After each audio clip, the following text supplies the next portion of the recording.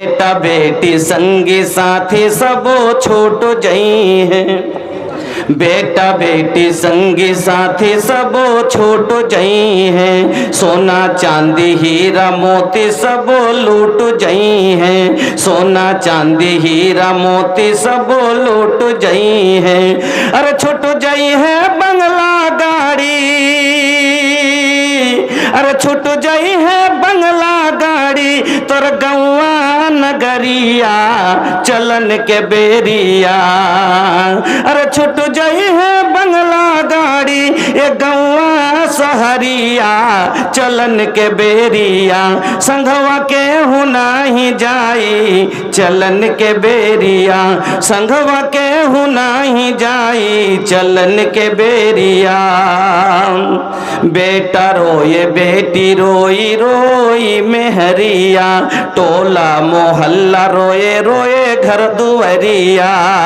बेटा रोए बेटी रोई रोई मेहरिया, टोला मोहल्ला रोए रोए घर दुआरिया। अरे जईबा अकेले,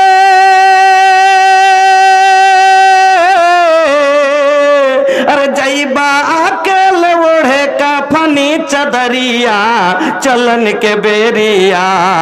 जईबा अकेले ओढ़े कफनी चदरिया चलन के बेरिया। संघवा के हुनाही जाई चलन के बेरिया।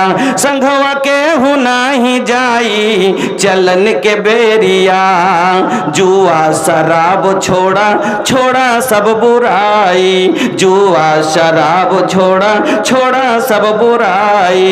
4 दिन के जिंदगी बकरला कुछ कमाई, 4 दिन के जिंदगी बकरला कुछ कमाई। 4 दिन के जिंदगी बकरला कुछ कमाई। अरे माटी में मिल जाई, अरे माटी में मिल जाई, ये माटी में मिल जाई तो हर सुंदर शरीरिया चलन के बेरिया। अरे माटी में मिल जाई ये सुंदर शरीरिया चलन के बेरिया। संघवा के हुनाही जाई चलन के बेरिया। चलन के बेरिया हो, चलन के बेरिया हो, चलन के बेरिया। संघवा के हुनाही जाई चलन के बेरिया। संघवा के हुनाही जाई चलन के बेरिया। শ্রদ্ধেয় সম্মানিত ও নির্বাচিত আজকের সভার মহামান্য সভাপতি মহাশয়, মঞ্চের ওলামায়ে কেরাম, সামনের ইসলাম দরদি ভাইয়েরা, বন্ধুরা, পর্দার নাসিন মা ও বোনেরা, সমস্ত প্রশংসা যাবতীয় গুণগান একমাত্র আল্লাহ রাব্বুল আলামিনের জন্য, যিনি আমাদের খালেক, যিনি আমাদের মালিক, যিনি আমাদের আহার দাতা, যিনি আমাদের পালন কর্তা। সেই মহান রব্বুল আলামিনের একবার সকলে প্রশংসা আদায় করি, পড়ি আলহামদুলিল্লাহ।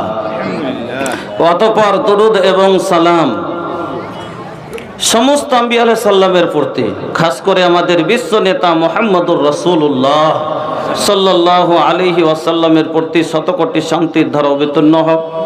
একবার সকলে পড়ি আল্লাহুম্মা সাল্লি আলা মুহাম্মদ ওয়া আলা আলে মুহাম্মদ কামা সাল্লাইতা আলা ইব্রাহিম ওয়া আলা আলে ইব্রাহিম ইন্নাকা হামিদুম মাজিদ।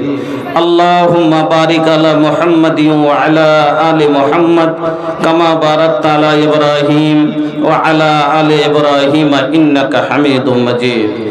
উপস্থিত মুসলিম ভাই ও বোনেরা, আমি আপনাদের সম্মুখে মহান রব্বুল আলামিনের পবিত্র কালাম আল কোরআনুল কারীমের একটি আয়াত পড়েছি এবং নবী মুহাম্মদুর রাসূলুল্লাহ সাল্লাল্লাহু আলাইহি সাল্লামের সহি 2টি হাদিস আপনাদের সম্মুখে পড়েছি। তাকে সামনে রেখে আজকে যে বিষয়টি নিয়ে আমি আলোচনা করব, যে টপিক নিয়ে কথা বলবো, সেটি হচ্ছে ইস্তেগফার और उसके फवाइद। इस्तेगफार আর তার লাভ। ক্ষমা প্রার্থী হলে লাভ কি আছে? ए भैया, अरे जगह अगर नहीं खे तो भैया हाई होने देखी ना, बहुत जगह खाली बड़ा हमका बड़ा खराब लोग कहता, हम बर्दाश्त ना कर सकीले। इहे खातिर हम बार बार रोवा लोग के कहता नहीं के रोवा लोग बैठ जाए। अरे ये दीनी मजलिस बा भाई, जोन दुगो बात सुने के बा बैठ के सुनी, नहीं तो घरे चल जाई, सुत जाई, फायदा होई। खड़ा खड़ा काहे गोड़वा दुखा बतरा लोग। घर में मेहरारू होखी तो तनी दबा के मिल जाई, और नहीं तो भैया भोरे भोरे जब काम पे जाइबा ना तो पता चली के कल खड़ा रहला का फायदा का होला। हाई देखी ना बहुत जगह खाली बा। ठीक बा, ठीक है, बहुत खुशी भइल हमके, बैठ जाए। जज़ाकल्लाह, बाराकल्लाह, हयाकल्लाह, বসে যান। আলহামদুলিল্লাহ। দেখেন আপনারা যেভাবে আমাকে মাহল দিবেন আমি সেইভাবে আপনার কাছে বয়ান করতে পারবো। তো আমি কোনো কথা যদি শুনলে লক্ষ্য করে শুনতে হয়। মানুষের স্মৃতি শক্তি একটাই, স্মরণ শক্তি একটা। আপনার যখন যেদিকে ব্রেন থাকবে অন্যদিকে থাকে না। সাপোজ দ্যাট আপনাকে একটা কথা বলছি, আপনি যখন খেতে বসেন, আচ্ছা বলেন তো থালাতে যদি 3 প্রকারের সবজি থাকে একসাথে কি 3টাতে হাত যায়? যায় না, একটাতে একবার, যেটা স্মরণ বলে যে এটা মুখে দিবি তখন ওটার দিকে যায়।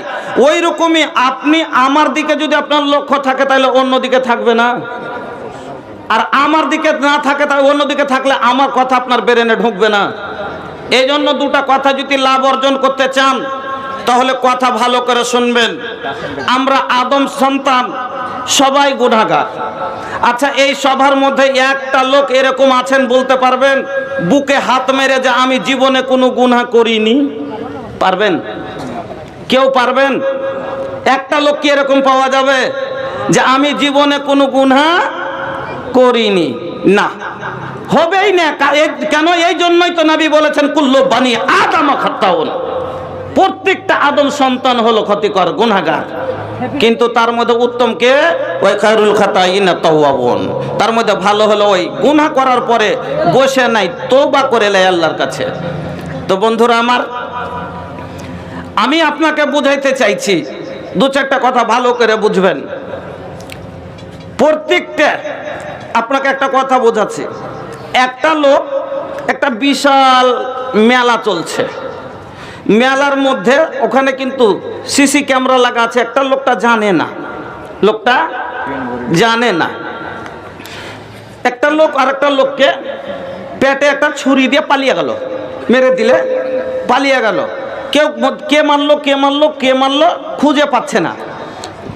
চট করে আরেকজন বলছে সিসি ক্যামেরা লাগা আছে তো চেক করে লে, পেয়ে যাবে। চেক করতে করতে করতে জুম করে যখন দেখলো অমুক লোকে মেরেছে, এবার লোকটা দেখলেছে যে আমার নাম বেরিয়ে গেল, আমি ধরা পড়ছি। ওপর থেকে আদেশ করে দিয়েছে ওকে ধরে নিয়ে এসো। যখন বলেছে এই লোকটা মেরেছে আর ধরা দিতে ফের চাই না, পালিয়ে গেল কলকাতা। মোটামুটি 15 দিন লুকিয়ে থেকেছে, আবার কলকাতা গোয়েন্দার দ্বারাই তদন্ত করে জেনে গেল কলকাতায় থাকছে। এবার ওখানে পাঠিয়ে দিল বেশি করে ফৌজ দিয়ে যে ওখান থেকে ধরে নিয়ে এসো। লোকটা ওখান থেকে চকমা দিয়ে পালিয়ে গেল দিল্লি, যে বড় শহরে থাকবো, আমাকে কেউ খুঁজে পাবে না। ওখানে যাওয়ার পরে আচ্ছা বলুন, আজ না হয় কাল, কাল না হয় পরশু, ধরা পড়বে?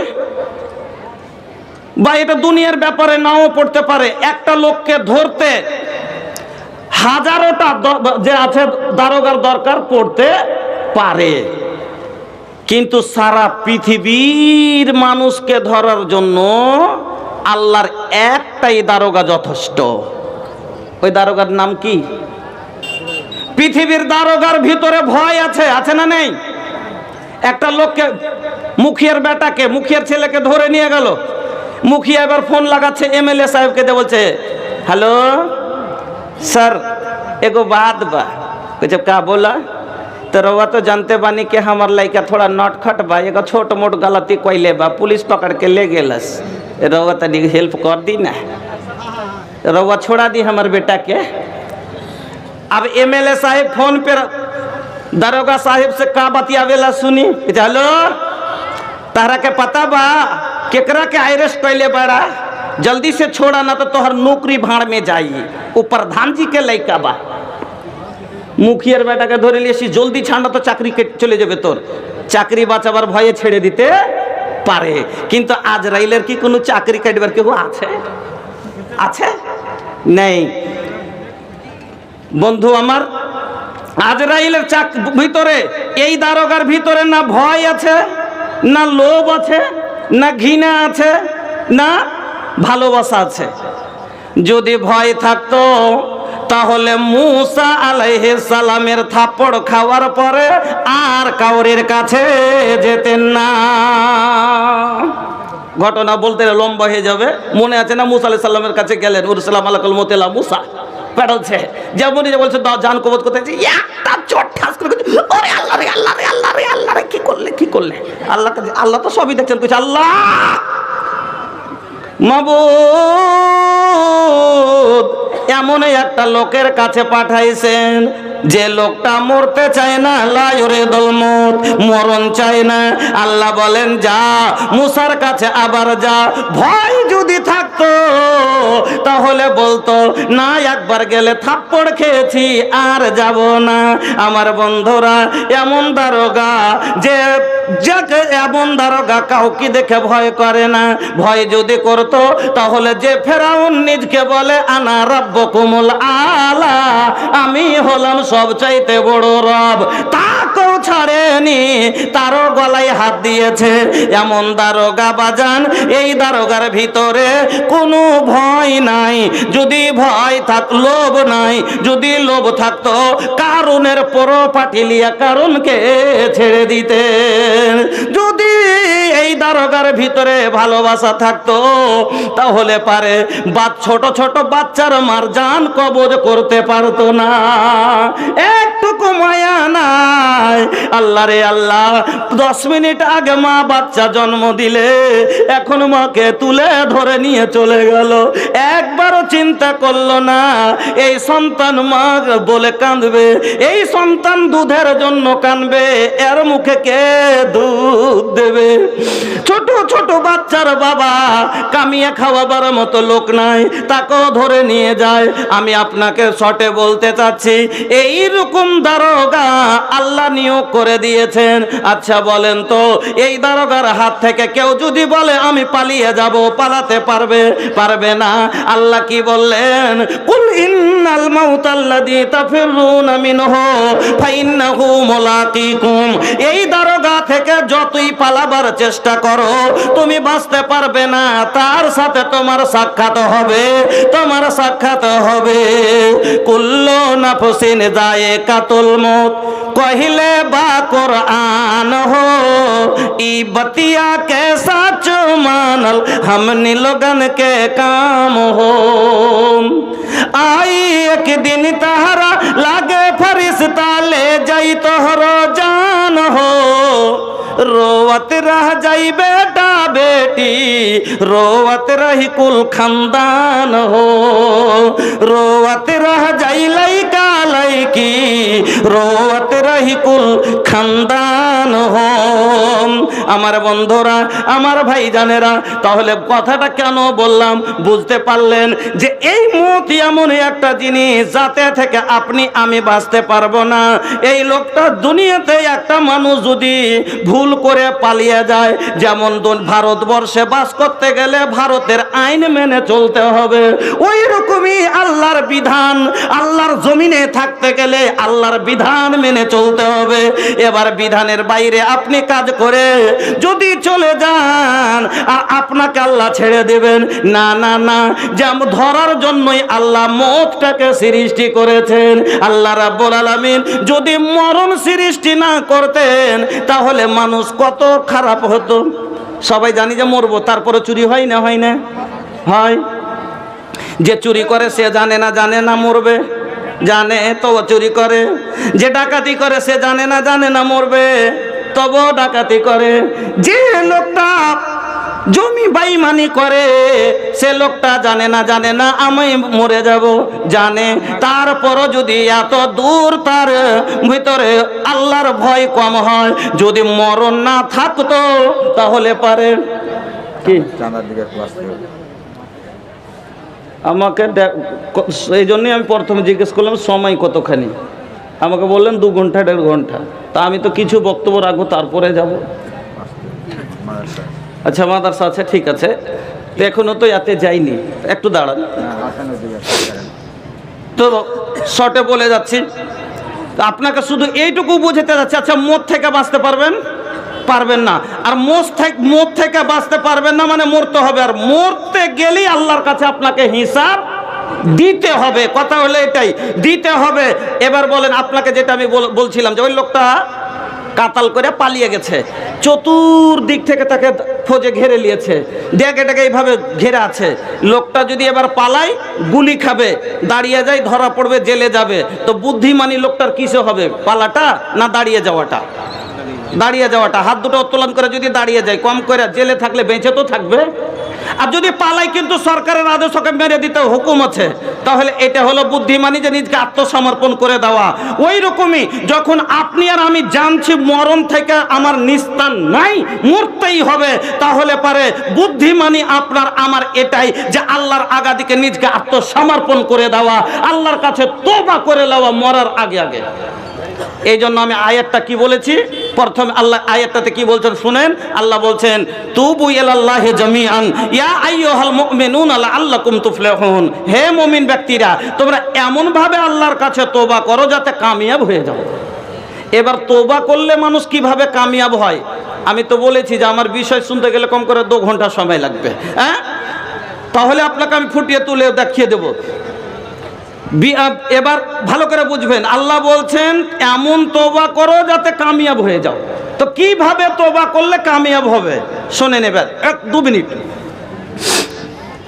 আপনি জীবনে 99টা গুনাহ করেছেন, একটা মাত্র নেকি করেছেন। আল্লাহর একটা দাঁড়িপাল্লা হবে, মেজান হবে। দুনিয়াতে আপনারা দাঁড়িপাল্লা দেখেছেন তো? তারাজু কয় প্রকারের দেখেছেন? কয় প্রকার? 3 প্রকার।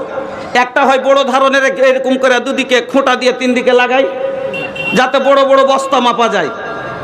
এর ওজন সঠিক না সঠিক জীবনও লয়। সঠিক যদি হলো, আপনি যখনই তুলবেন এতে কিলোর নিচে ওজন আসে না।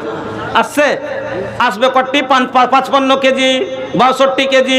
জীবনে দেখেছেন 62 কেজি 200 গ্রাম, 53 কেজি 100 গ্রাম। 100 গ্রামের হিসাব কোনোদিন পেয়েছেন? পাননি। তাহলে কি বস্তাটাতে একটাও দানা বেশি নাই? অবশ্যই আছে, কিন্তু এর মাপ ওজনে আসে না। কথা বুঝে যাবেন। একটা হলো এই তারাজু, কিন্তু একটা তারাজু হয় আপনার বাড়িতে যাতে 1 কেজি 2 কেজি মাপা যায়। এই তারাজুতে যদি 50 গ্রামও বেশি হয়, ধরা যাবে না? যাবে না? যাবে। তাহলে বড় মাপের তারাজু থেকে মাঝারি মাপের তারাজু ভালো হলো। এবার এই তারাজুতে যদি 4টা চালের দানা বেশি থাকে, ধরা যাবে? যাবে না, যাবে না। কিন্তু স্বর্ণকারের দোকানে একটা এত বড় তারাজু আছে, সোনারের দোকানে, এতে যদি একটা চাল দেওয়া যায়, ধরা যাবে না? যাবে না? যাবে। তাহলে বড় থেকে মাঝারি ভালো, মাঝারি থেকে ছোট ভালো। কিন্তু এই স্বর্ণকারের তারাজুতে যদি জাররা, যে জাররার ব্যাপার আল্লাহ বলছেন, ফামাই ইয়ামাল মিসকালা যাররাতিন খায়রান ইয়ারা ওয়া মান ইয়ামাল মিসকালা যাররাতিন শাররান ইয়ারা। বান্দা একটা জাররা পরিমাণ গুনাহ করেছো, সেটাও ওজনে আসবে, সেটাও তুমি দেখবে। আর একটা জাররা পরিমাণ নেকি করেছো, সেটাও তুমি সচক্ষে দেখবে, তোমার দাড়ি পাল্লাই ওজনে আসবে। তাহলে 1 জাররা চিনেন? জাররা যদি না চিনেন, কালকে সকালবেলা যখন সূর্য উঠে যাবে, দুপুরের সময় ঘরের ভিতরে ঢুকবেন, জানালা দরজা বন্ধ করে দিবেন, জানালার ছিদ্র দিয়ে যখন আলোটা ঢুকবে, ওই আলোর ভিতরে দেখেন একবারে ছোট ছোট জিনিস কি কুলকুল কুলকুল করে, একে বলে জাররা।